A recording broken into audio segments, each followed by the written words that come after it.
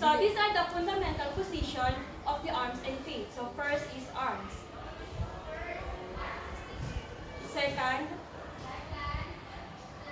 third, fourth, and last. So the second position, which is the fifth position. First, second, third, fourth, fifth, and last is the slant.